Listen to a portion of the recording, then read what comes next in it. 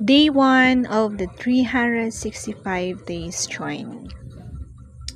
Today is January 1, 2025. What I learned today is that in life, dapat pala continuous tayong natututo. Learning doesn't stops in school because true learning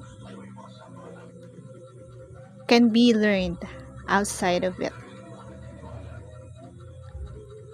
Mas matututo tayo sa buhay when we experience living the life we had.